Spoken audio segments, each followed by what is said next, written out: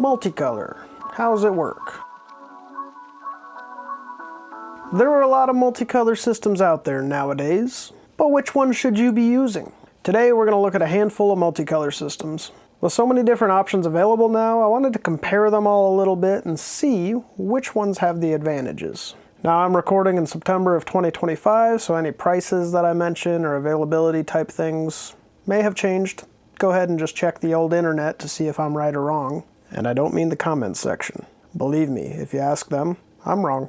But today we're going to look at each system really quickly and compare each of them based on 4 categories: function, material waste, time waste, overall value. Really, each system's got their advantages and disadvantages, so let's see which is going to be best for your setup, starting with the Bambu offerings. There's a lot of them. Before we move on to all of the other options that have kind of come in the past few years. Straight off the bat, the AMS Lite is my favorite of all of the Bambu offerings. The spools are driven from the center instead of the outer ring, which makes for a much more reliable printing experience. So there's no need to print those plastic adapter rings if you've got cardboard spools, for example. You don't need to worry about dust building up because your spool's getting shredded from the AMS spinning forever and ever and ever. As for material wastes, all of the Bambu systems use the same slicer, so you're going to have the same advantage/disadvantage in terms of waste. So this is kind of going to be the baseline. And really, by and large, most of the systems we speak about today are going to offer the same level of waste.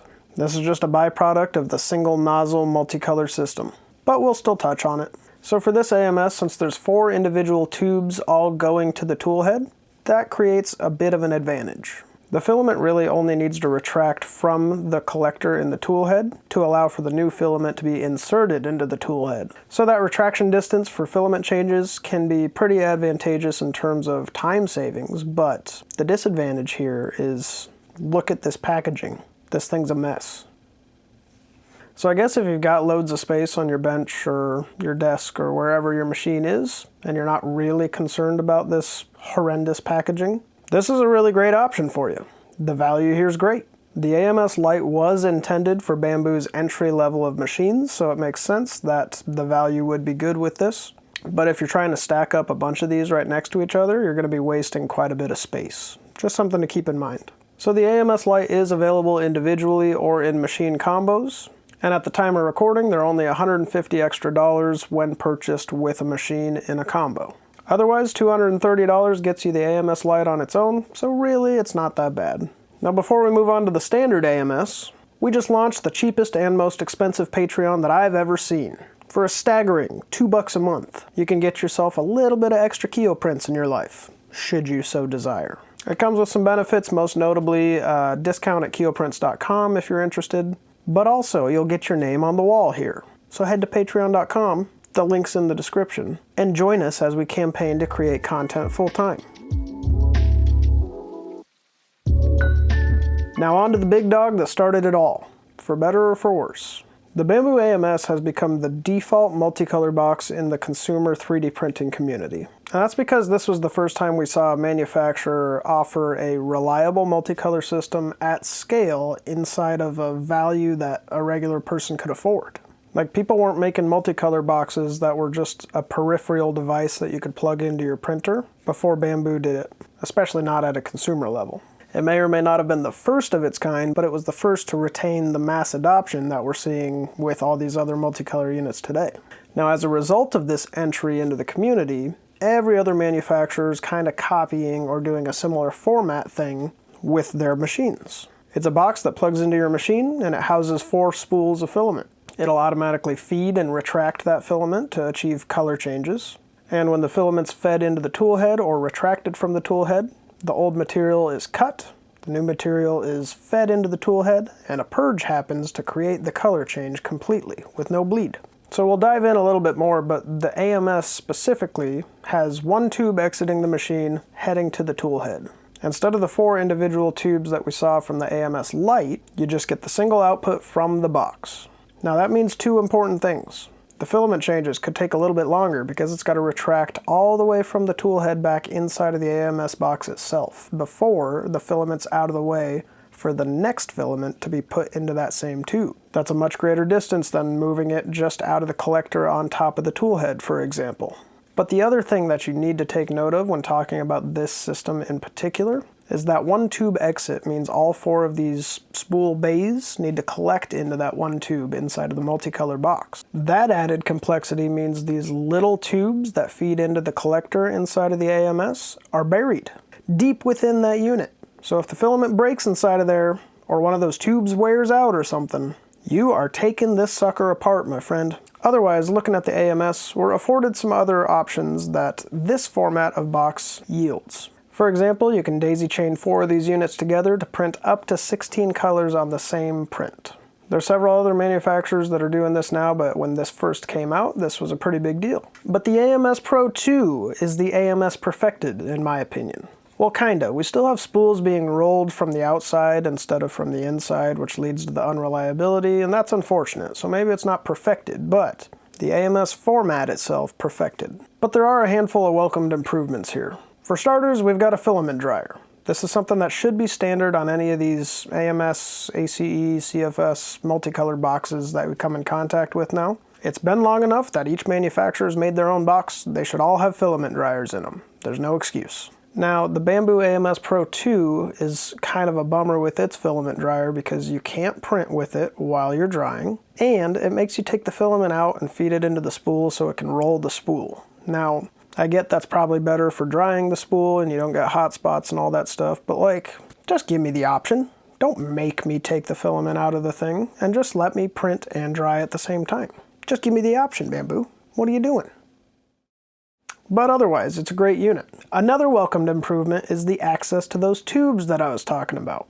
These ones are super easily accessible. It's almost as if Bambu realized this was a wear item that you were going to have to regularly either clear when it jammed or replace. So you might want access to it.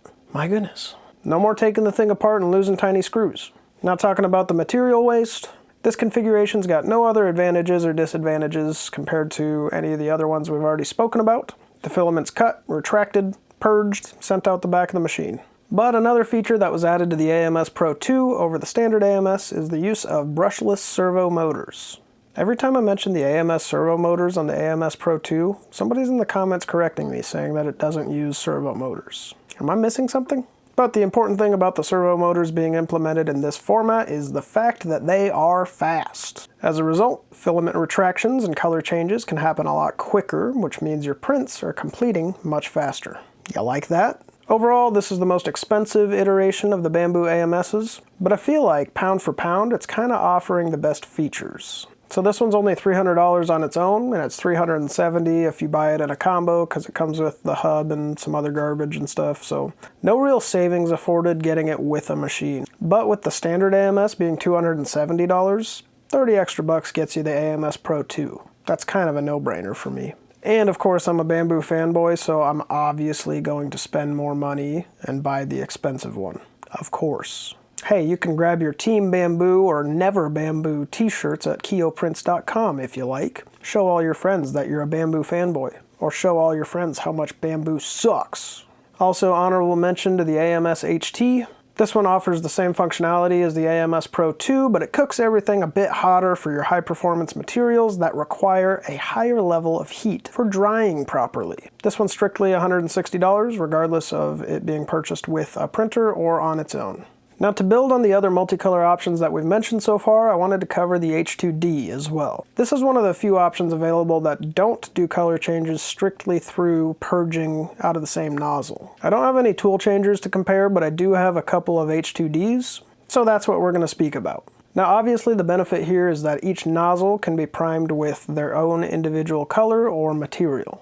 No need to purge between the two because you've got one nozzle with one and one nozzle with the other in the case of the H2D. Now, if you'd like to add the purging to that, you can hook up an AMS to each side, and then you can do the same sort of things but get 8 colors and a bit more efficiency in general, depending on what your setup is. So you can see how this setup would allow for significantly less waste depending on what you're printing and what the multicolor setup is like for the piece you're making. Now, since this setup does lead to less purging, especially on 2-color prints, it's also going to lead to a great time savings that you wouldn't get on any other single nozzle multicolor setup. The switch from the left to right nozzle takes a matter of seconds, compared to the potential minutes it could take to retract filament, insert the new filament, purge out the old color, completely color change that way, and then move on.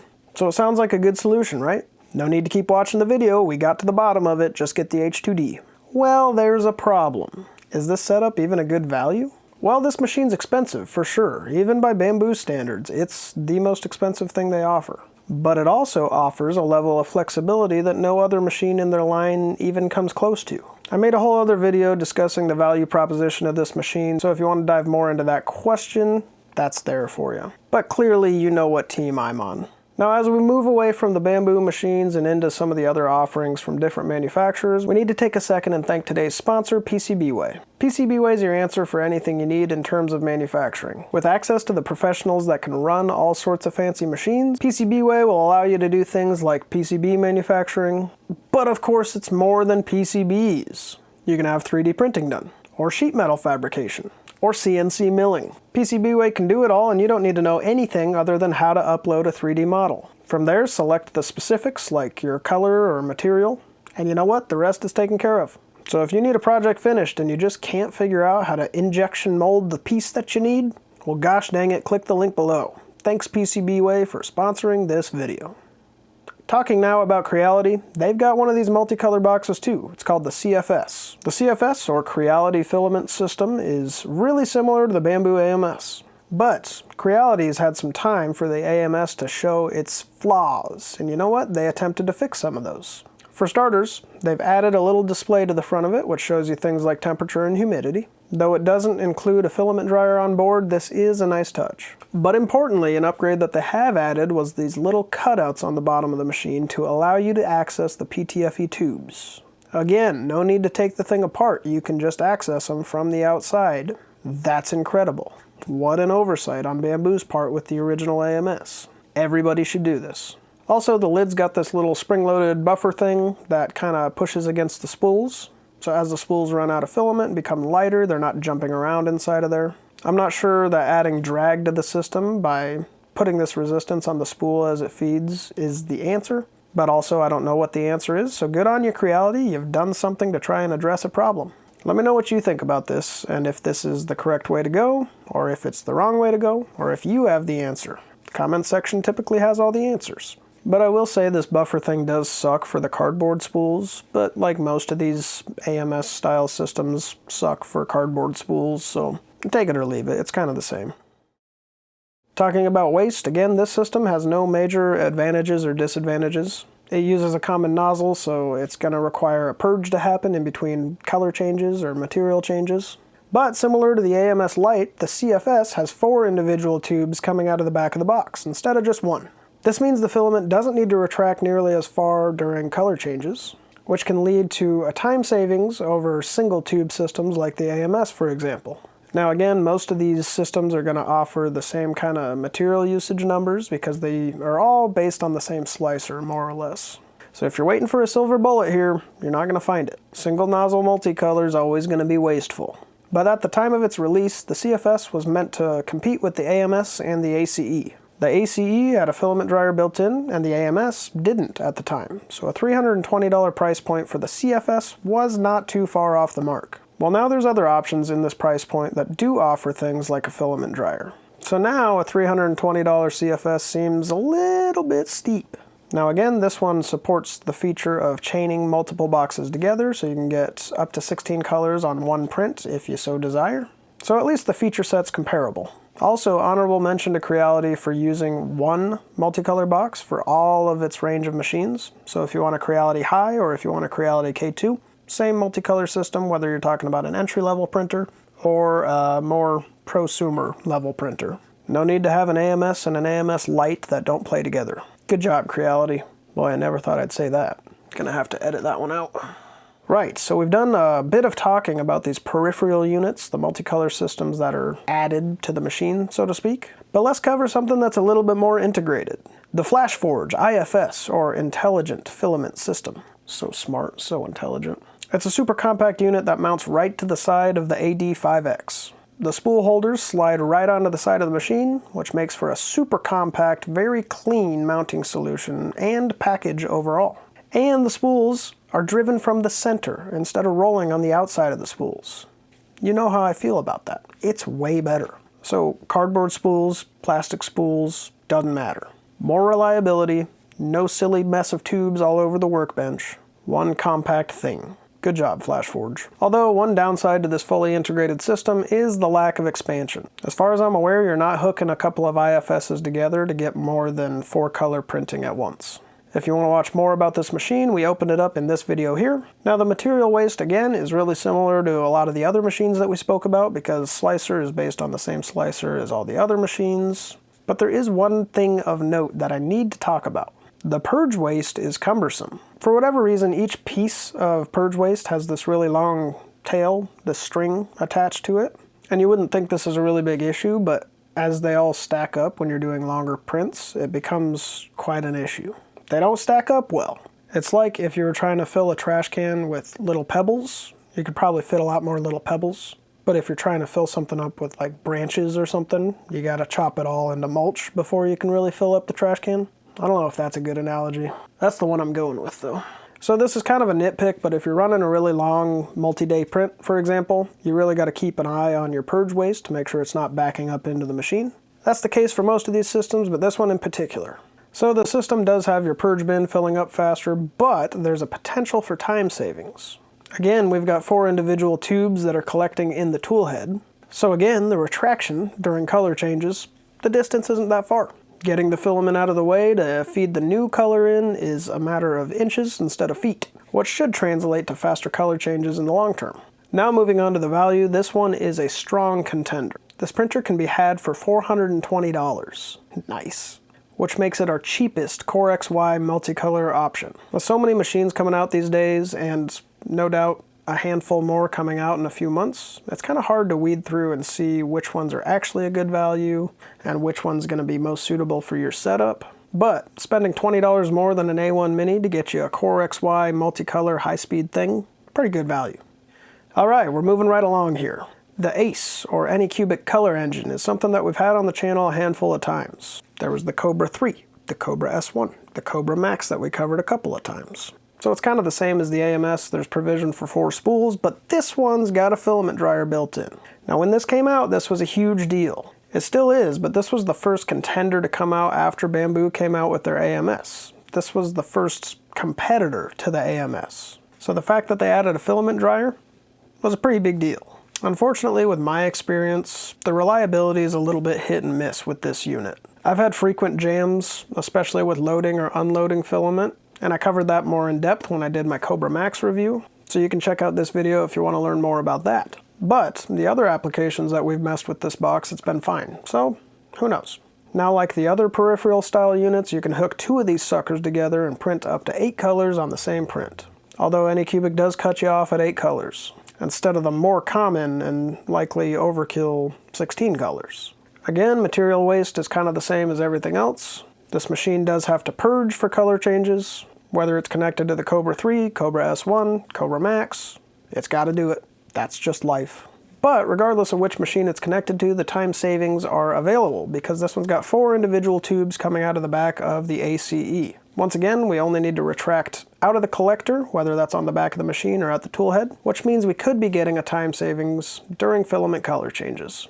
Looking at that slicer, I know you can't use Orca Slicer, you've got to use Anycubic Slicer next, which is just slow and terrible in my opinion. Anycubic, just use Orca Slicer. Just make these printers available on Orca Slicer. Just do it.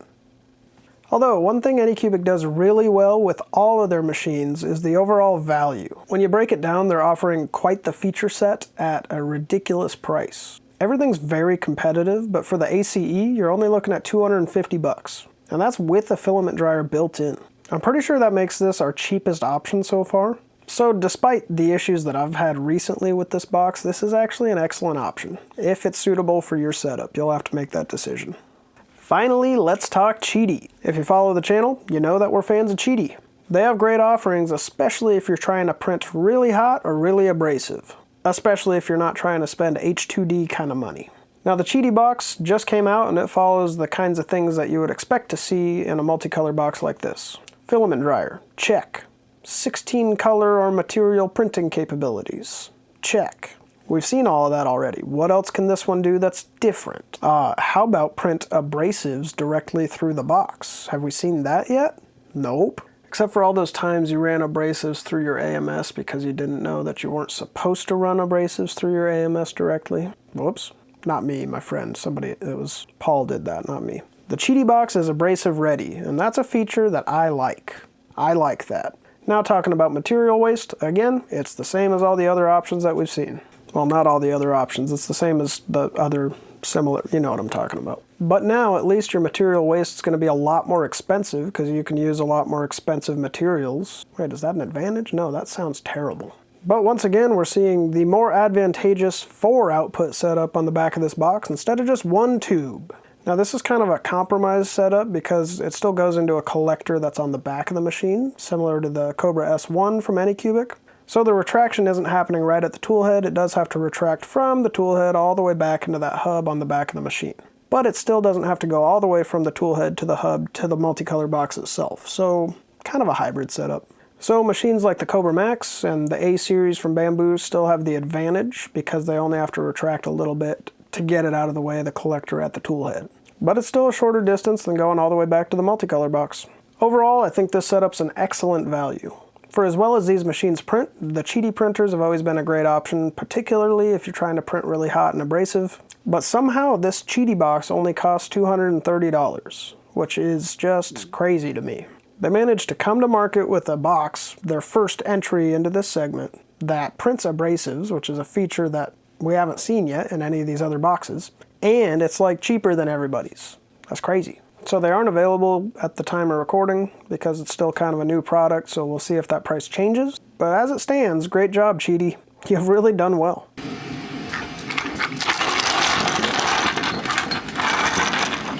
So let's look at the final numbers here. Depending on what you're trying to do and what your primary focus is, there are a lot of options that check different boxes. The AMS, ACE, and CFS all kind of have similar offerings and will likely accomplish the same task in a similar fashion. But then again, if you're worried about packaging specifically, the AD5X from Flashforge is the far superior option. Let's say you're strictly trying to do carbon fiber reinforced materials or really hot filaments.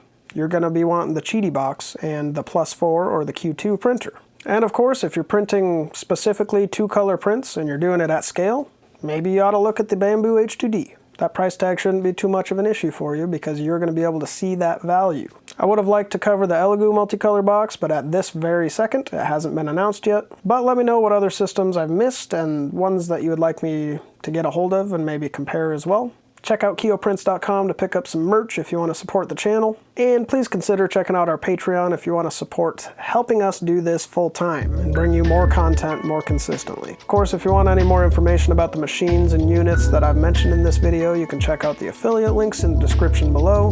And thanks again to PCBway for sponsoring this video. You the best. Bye.